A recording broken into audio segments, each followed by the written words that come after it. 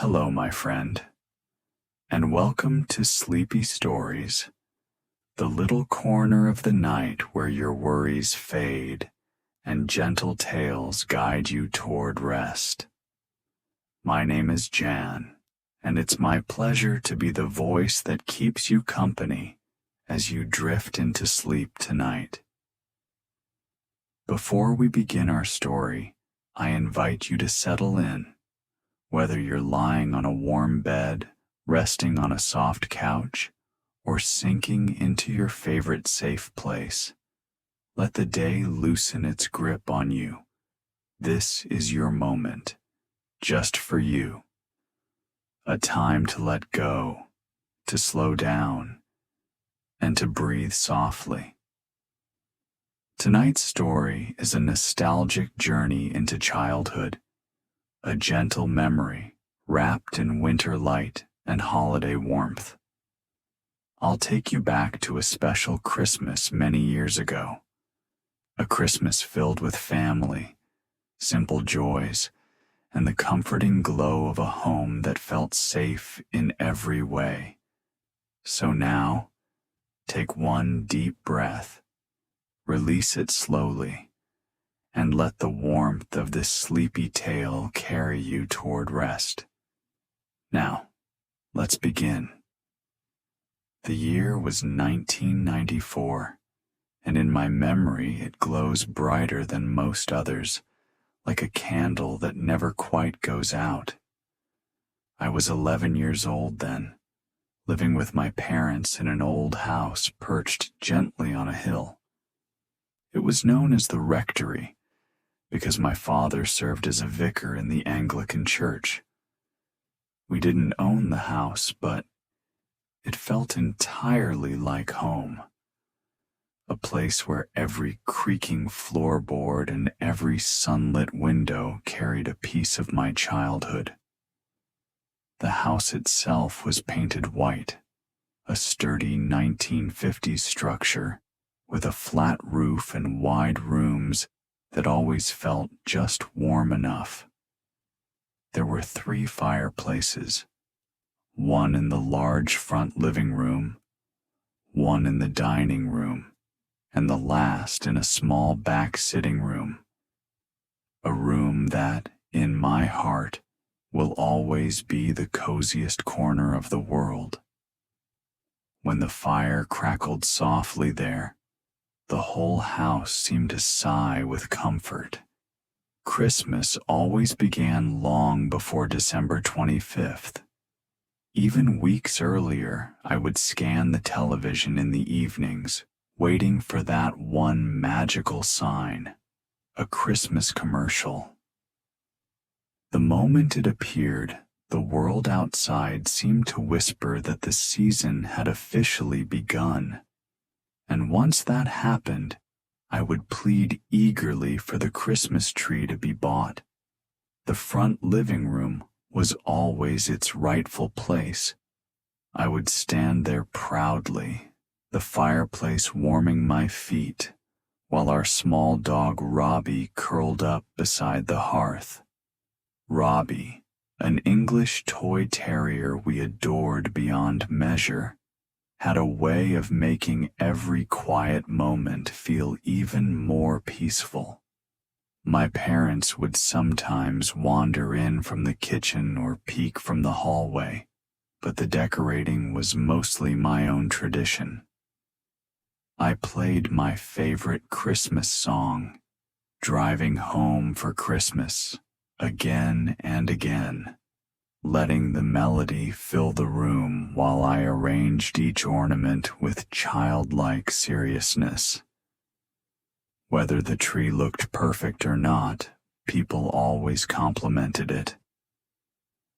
I still like to think I wasn't too bad at it. As the weeks passed, letters to Santa were written, school ended for the holidays, and the entire world seemed to settle into a soft winter rhythm. A few days before Christmas, one of my favorite yearly events took place. The candlelight carol service at my father's church. The church was an old, beautiful building, and on that night, every electric light was turned off. Hundreds of candles flickered gently, filling the space with warm golden shadows. I sang in the choir, and that year, I had been chosen to sing the opening verse of Once in Royal David City. Standing before the congregation, my young soprano voice carrying through the candlelit air, I felt both small and brave at the same time. Even now, recalling the moment sends a shiver of warmth through me. But beyond the music, it was the sight of that church glowing only by candlelight that stayed with me.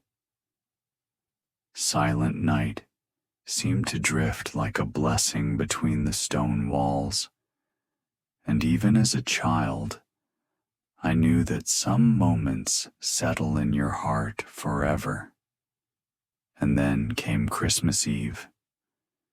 It was always a busy, bustling day, filled with preparations for our relatives from Dublin, who would be arriving the next morning. My mother cooked and wrapped gifts, the house buzzing with cheerful chaos.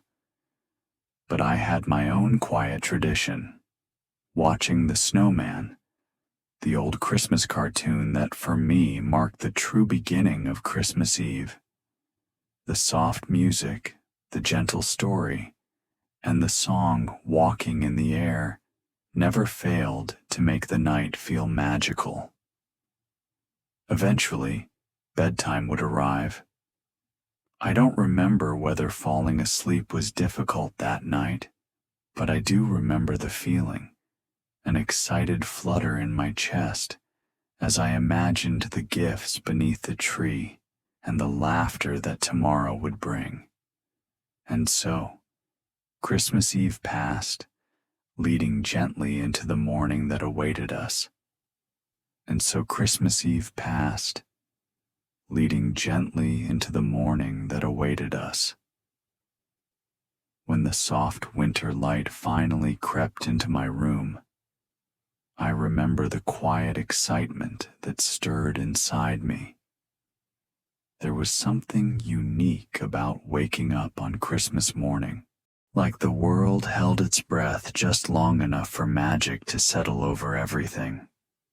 I sat up slowly, listening to the faint hush of the old house, feeling the cold floor against my feet as I stepped out of bed. For a moment, I simply stood there, letting the anticipation bloom inside me. My mother would usually be the first to step out onto the landing, greeting me with a smile that carried all the warmth of the season. I can still picture her gently brushing her hair aside, wrapped in her robe, looking soft and sleepy, yet entirely joyful. We'd wish each other a quiet good morning, and then wait for my father to return from the earliest church service of the day. His footsteps were always unmistakable, steady, familiar, and filled with purpose even that early in the morning. Once he entered through the front door, he would shake off the cold, hang up his coat, and join us in the living room where the tree glowed faintly beneath its decorations. It was during this small window of time, between his two services, that we exchanged our presents. I can no longer recall exactly what gifts I opened in 1994, though somewhere in the back of my mind, I believe a hi-fi system may have been involved. But the objects themselves were never the point. What mattered was the hush, the light, the way the three of us sat together, as though the world outside didn't exist. I remember, too, the feeling that had begun to grow as I got older. the joy not only of receiving gifts, but of watching others unwrap something chosen with love. It wasn't about impressing anyone. It was the simple delight of seeing a smile form because of something I had given. Those small moments of shared happiness made the morning feel full, even though it passed so quickly. Soon after, it was time for me to dress in what my mother called my smartest clothes, because Christmas morning service was not something we casually approached. My father, in those days, carried a sort of gentle prominence within the parish. As the vicar's family, we were always noticed, always looked toward, and people seemed to delight in observing us, especially during holidays. As a child, this attention felt strange, almost like performing a role I didn't quite understand. Yet it also made Christmas morning feel ceremonial and important. We always sat in the front pew, the place where the vicar's family traditionally belonged. My father, instead of climbing into the high pulpit, preferred to give his sermon standing among the congregation, bringing himself closer to the children, whose bright eyes and new toys filled the seats. He made the service fun, light-hearted, and full of laughter. He would ask children to share what they'd received that morning, and some of them proudly held their gifts up as though the entire church had gathered just to witness their joy. And then came the lighting of the final candle on the Advent wreath, the pure white one in the center. A different child had the honor each year. The church always seemed to glow a little more brightly when that flame flickered to life. That final candle, small as it was, felt like the quiet heartbeat of Christmas morning.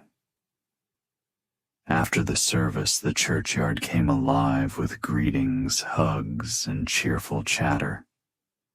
Neighbors wished one another a Merry Christmas. Adults exchanged questions about family and travel, and children compared toys with wide, excited grins. There was a beautiful simplicity in those moments, a sense of community I didn't realize I would one day miss. When we returned home, another small tradition awaited us, a visit to our neighbor's house for a Christmas drink. Their home sat just down the lane, warm and lively, and stepping inside always felt like being swept up in a swirl of laughter. Their daughter, my closest friend, would rush forward the moment she saw me. Her older siblings, home from London, fascinated me with stories of the far-off world they lived in. Stories of theater, bustling streets, and fast-paced city life. I never imagined then that the same city would one day become part of my own story. After our visit, the walk back to our house felt cheerful and full of expectation. The winter air was crisp, sometimes sharp enough to sting my cheeks, but I loved it. The rooftops around the village glimmered faintly with frost, and the sea, just beyond the hill, made a distant, soothing sound. By the time we reached home, the first hints of evening had begun drifting across the sky. Inside, the house was already alive with the scent of Christmas cooking. My father, who ruled the kitchen on holidays, moved with a combination of passion and mild panic, shooing anyone who dared step too close. Meanwhile, My mother fluttered around the house, ensuring everything looked welcoming and festive. She had a remarkable talent for creating beauty in simple ways, arranging a table, lighting a candle, smoothing a blanket on the couch, and then, finally, our relatives from Dublin began to arrive after their long drive along the narrow country roads. One by one they entered, my mother's 3 sisters, their husbands, their children, bringing with them laughter, bags, coats dusted with winter air, and the unmistakable hum of family energy. I loved seeing them all together in one place, filling the house with warmth and noise and stories. While the adults settled in, chatting animatedly, my cousins and I slipped into the back living room, where a fire burned softly and the television glowed with whatever holiday film happened to be on. We would spread ourselves across the floor, passing around toys, whispering, laughing, and letting the comfort of that familiar room wrap around us like a blanket. Everything that evening was leading toward dinner, the big gathering at the long dining table that always felt like the centerpiece of the holiday. But that part of the story belongs to the next chapter. Everything that evening was leading toward dinner, the big gathering at the long dining table that always felt like the centerpiece of the holiday.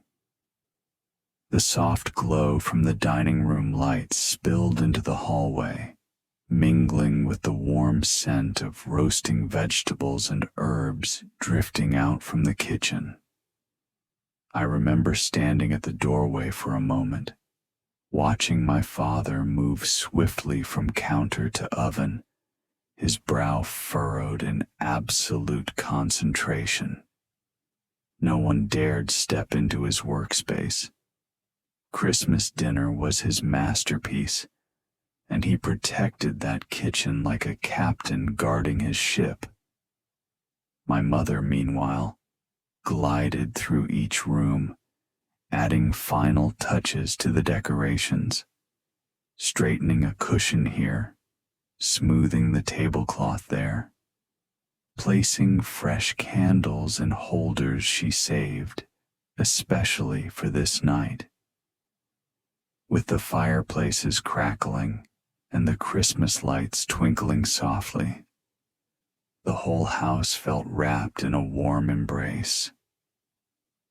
Soon, my aunts and uncles began drifting toward the dining room, their voices rising in cheerful conversation. My cousins and I reluctantly paused the movie we had been half watching, half ignoring as children often do when excitement calls from another room. The dining room looked beautiful that evening. 2 tables had been set, one for the adults and one for the children. The grown-up table had elegant plates and tall glasses, while ours had slightly more colorful dishes, bright napkins, and, of course, Christmas crackers waiting to be pulled apart with a satisfying snap. When my father finally appeared with the first platters, there was a brief hush, almost ceremonial. He looked both exhausted and proud, as though he were presenting something sacred. The adults clapped lightly, and we children grinned at one another as we took our seats. And then the room came alive. Laughter rose and fell. The clinking of cutlery and the scraping of chairs blended with the joyful sound of everyone talking at once. At the children's table, we gleefully pulled our crackers, sending small paper toys and tiny jokes tumbling onto the cloth. We wore the thin paper crowns on our heads like royal treasures, even though they never fit quite right. Someone would read a joke aloud. What do you call a snowman with a carrot nose? And even if we had heard it 100 times, we still burst into laughter. And then the real show appeared. The Christmas pudding. My father entered the room carrying it carefully. The lights dimmed just slightly, and blue flames danced gently around the dessert as the brandy burned. Everyone clapped, and we all sang, "We wish you a Merry Christmas." As he set it down, it felt magical every single year, as though that glowing dessert held the very spirit of Christmas within it. But the highlight of the meal, at least for my father, came afterward, his pavlova. That dessert was his pride, his signature creation. Each Christmas he would ask, almost anxiously, "Is it all right? Does it taste good?" of anyone who took the first bite. And without fail, the table erupted into praise. "Beautiful, perfect, your best yet." He would smile then, relieved, delighted, and just a little embarrassed by the attention. After dinner, the mood softened into something quieter, but equally wonderful.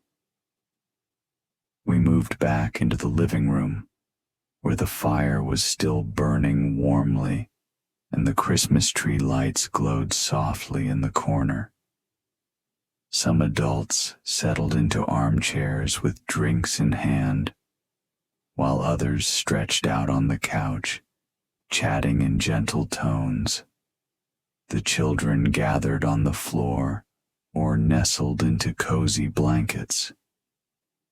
I remember the way the warmth from the fire wrapped around us, making the entire room feel like a world of its own.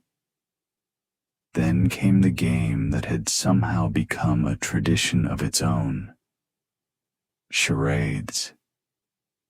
Even now, I can still hear the playful groans when someone struggled through a clue, or the bursts of laughter when my father dramatically acted out "One Flew Over the Cuckoo's Nest," which was always, without fail, his favorite to perform. We all cheered, argued good-naturedly, shouted guesses from across the room, and reveled in the simple joy of being together. Eventually, the game drifted to an end, and something quieter took its place: the gift exchange. For some reason, I was often chosen as the Santa Claus for the night, the one who sat beside the tree, reading the label on each present and handing it to its rightful owner. I took the job very seriously, passing gifts carefully, calling out the names with as much importance as I could muster. After each present was received, we waited patiently for the person to unwrap it, admire it, and give thanks before moving on. It made the ritual long, but I loved every moment of it.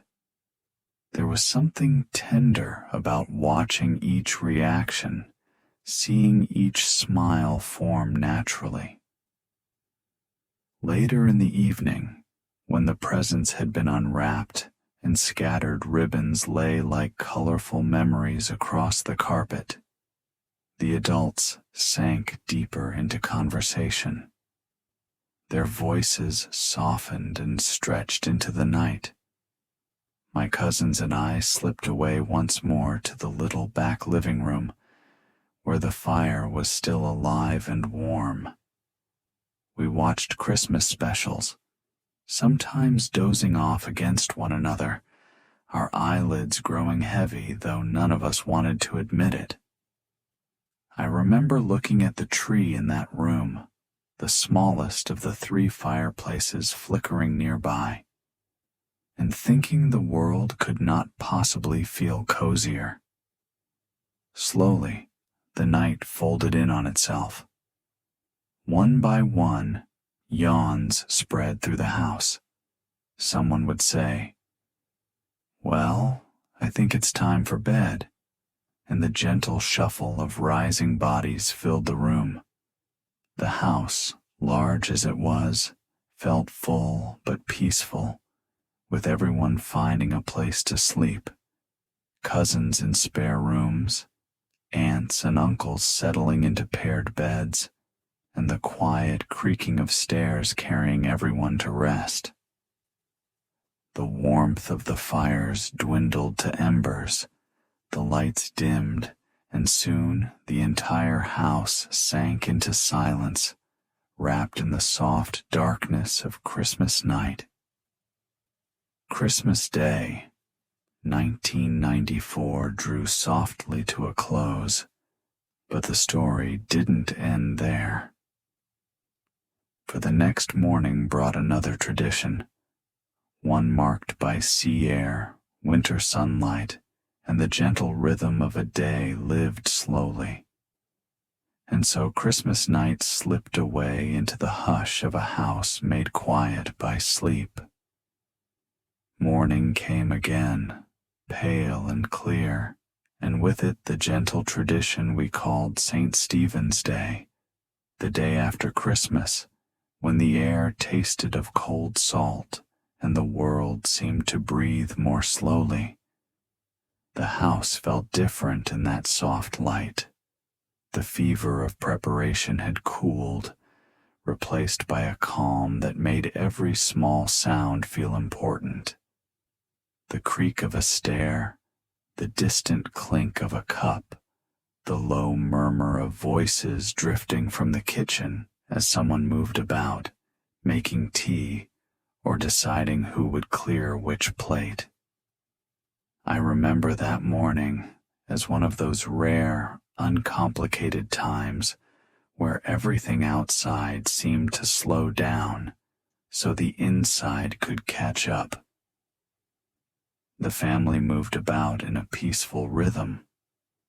My father, still warm from the service and the gatherings, took a moment by the window to look out at the frosted garden. He looked content in a way that made me feel secure simply to be nearby. My mother placed a plate of leftover pudding on the sideboard and paused to stroke Robbie's head as he padded by, old eyes bright with the excitement of another day with family and food and gentle company. We rarely rushed on St. Stephen's Day. Someone would suggest a walk, and the suggestion would unfurl into a plan. Coats on, scarves tucked, boots laced. It seemed the perfect antidote to long afternoons of sitting by the fire. On this particular morning, the sky was that pale crystal blue that felt like it belonged to only the coldest days, the kind of blue that sharpened the edges of things and made the sea look like a sheet of pewter in the distance. The walk to the village was like stepping into a postcard. Footsteps crunched through frozen grass, and the air smelled of salt and coal smoke from distant chimneys. We wandered down the lane toward the shore, each of us talking in low voices so the quiet could remain whole. Children raced ahead sometimes, cheeks flushed, but mostly we moved together, a small group stitched into the landscape. The sea was calm that day, a slow, steady presence at the edge of everything, and standing there with it felt like being part of something larger than ourselves, a long, patient thing that had seen countless such mornings. Back at home, when the family prepared to leave, there was always a small, tender ritual of farewells. Hugs were longer than usual, hands lingered on shoulders, and someone always said, with a sincerity that seemed to surprise us, "Come back safe." The car doors clicked shut, engines started, luggage shifted, and then, with waves and shouts of goodbye and the slow waving of hands until the road swallowed their shapes, the family from Dublin rolled away into the distance, headlights bobbing through the curves of the country road. We watched until they were nothing but a memory of movement, and then we turned back to the house we would call ours again. In the hush that followed, the rectory seemed to exhale and settle into a kind of rest it hadn't known while guests were present. There was work to be done, clearing plates, stacking chairs, sweeping crumbs, but it all felt less like chores and more like the gentle unwrapping of a day that had been full. Robbie, sensing the change in tempo, found his favorite spot by the backroom fire and settled, his tiny body folding into sleep. I sat nearby on the rug, watching the ember glow, savoring the last pockets of that day where everything felt as if it were wrapped in wool, safe, warm, contained. As the years passed, that particular St. Stephen's Day grew into a hinge in my memory, one of those moments that seems small at the time, but later reveals itself as quietly meaningful. After the family left and we had cleared away the final crumbs, there was a long afternoon of reading, of talking, of sitting shoulder to shoulder with someone while a movie played in the background. My father would retell small stories, anecdotes about cousins, about townsfolk, about the strange ways the weather once behaved, and my mother would laugh in the precise places that always made the stories better. I would listen, sometimes contributing a comment, sometimes staying silent and letting the conversation wash over me.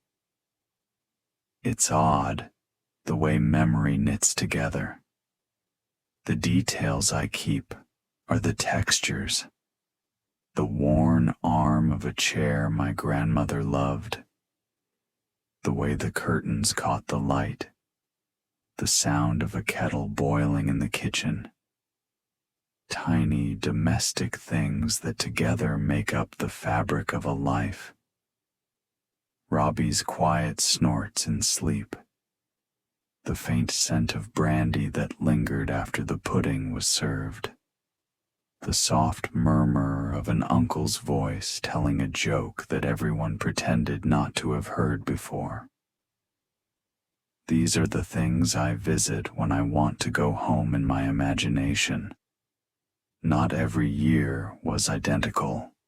Some winters were harsher, some relatives arrived later, some years we had fewer visitors, and yet the feeling remained. The rectory as the safe center of our small world, the fireplaces as constant companions, the ritual of coming together as something that stitched the family closer with each passing year. I suppose that's the nature of tradition. It shapes you quietly and steadily until you carry it forward without thinking. There were also changes that crept in more slowly, the sort that only become clear when you look back. Robbie, who had once darted about with the exuberance of youth, began to move more slowly, his muzzle whitening with each season. He would still clamber up to meet a lap or a warm patch of sun, but he took longer to rise and longer still to find his balance. Watching him taught me something about tenderness and patience. We learned to accept the small adaptations that come with tending to an aging companion. Softer blankets, gentler handling, more pauses in the day for rest. And then, in time, the years moved through me as they do for everyone. The house that felt so large and alive in 1994 took on new shades as I grew. I became aware, with a bittersweet clarity, that childhood was a place I could visit, but could not inhabit forever.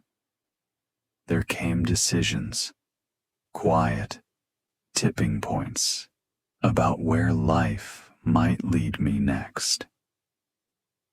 The world beyond the village seemed to grow closer with each passing winter. Stories from relatives who lived in far-off cities carried a curious allure, and the small explorer in me began to listen with particular attention. Yet, even as the possibility of leaving settled into my thoughts, the rectory and that soft, candlelit Christmas remained a reservoir of calm I could always return to, if only in memory. Those Christmases taught me how to hold a room full of people tenderly, how to find warmth in the simplest of rituals, and how to let the long, patient rhythms of family life steady a restless heart. As the evening drew in on that winter's day so long ago, we had supper. We cleared the plates, and we put Robbie to bed in his favorite spot by the back living room fire. The house hummed with the residual warmth of visitors and laughter. I lay awake that night for some hours, listening to the soft settling of an old house, and the sense of belonging washed over me in waves, gentle, steady, and full of a quiet certainty. It was not until years later, when I had moved away for a time and then returned, that I realized just how much those Christmases had shaped me. The next part of this story carries some of that quieter truth about leaving, about coming home, and about how certain moments keep their light long after everything else has changed. Years later, when life had taken me far from the village and the comforting walls of the rectory, I finally understood what those Christmases had quietly been shaping within me. Leaving home had felt exciting at first. New cities, new faces, new routines. But every now and then, in the quiet moments, a part of me drifted back to that warm house on the hill. I would remember the sound of the fireplaces, the soft laughter of my family gathered around the table, and the steady calm of knowing exactly where I belonged. There were days in the city when the world felt too fast, too loud, and too full of things that demanded pieces of me. And on those days, without meaning to, I would find myself remembering my father lighting the Advent candle, or my mother smoothing the tablecloth with gentle hands, or Robbie curled up by the fire with his little sighs of contentment. Those memories became something like a compass, always pointing me back toward stillness. When I eventually visited home again after years away, the rectory felt smaller than I remembered, but somehow even more precious. The rooms carried echoes, laughter from long ago Christmas dinners, whispered conversations after midnight, the clatter of cousins racing down the hallway. I walked through each room slowly, touching the worn corners of furniture, noticing the faded marks on the wall where decorations once hung. Everything seemed both familiar and changed, like time had left a soft imprint on the house, but never erased the warmth it once held. My parents, a little older now, welcomed me with the same love that had shaped my childhood. We talked about the past in quiet voices, sometimes laughing, sometimes simply sitting together in comfortable silence. And as we did, I realized something important. The magic of those Christmases didn't belong only to the past.